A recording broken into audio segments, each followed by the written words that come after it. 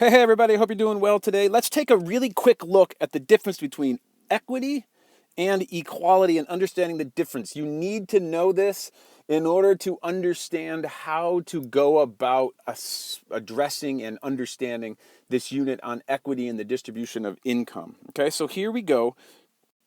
The equality in the distribution of income would mean equality in the distribution of income would mean that everyone earns the same amount of money regardless of what skills he or she provides to the labor market, right? And this, of course, was the objective of socialist economies using the communist system of economics, and this is not the objective of modern market economies. So equality in the distribution of income, economists, neoclassical economists are not saying that everybody should earn the same amount of money. I know I had a really powerful life experience.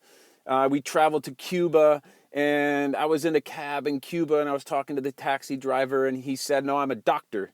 I said, "What? What do you mean you're a doctor?" He said, "No, I'm a doctor. I'm a physician. Last year I went on a trip to Mexico to train doctors in whatever his specialty was." And I said, "Well, why are you driving a cab?" And he said, "Well, I make the same amount of money every month. I make $15 a month if I'm a doctor or if I'm a taxi driver. So I figure I enjoy driving, I enjoy meeting people, and so I became a taxi driver." And it was so striking because here's this highly trained professional, and the system, of course, that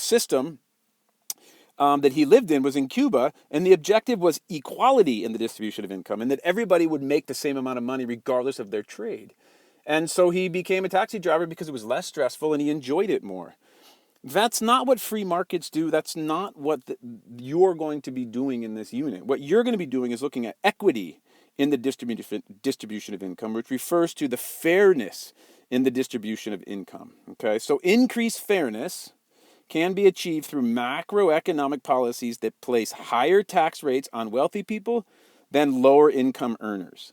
And increased fairness can also be achieved through fiscal policies that redistribute a nation's income through transfer payments and spending on public goods in a way that provides equal opportunity for the entire society. Equity in the distribution of income is not saying everybody earns more, but what it is saying is that if you do earn more, then by the fact that you earn more, you ought to pay higher taxes so that those who don't earn more ought to have equal opportunity in life.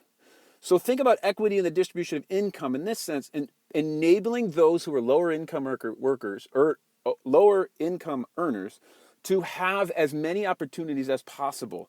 In other words, they won't be held back by their lower incomes as much as the government can possibly do that. And an example of that would be something like need-based scholarships for university educations.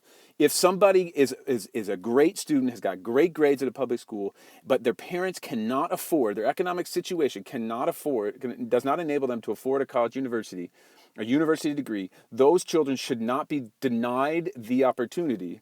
And so a government would say, hey, because your parents earn below this amount of money, you qualify for a scholarship to attend a university so that you can have an equal opportunity to expand your learning, your education, but also become a more productive member of society, because people who have higher educations tend to be more versatile in the workforce, and a more versatile workforce means that there's development on society as a whole. Okay, so equity in the distribution of income, understanding what it means. I love this. This is Jason Welker's word, increased fairness. I really like that word. What's fair? Of course, you can get in a massive argument about that, but that's a great way of looking at it. And then we're going to use the Lorenz curve as a measurement tool of income equality.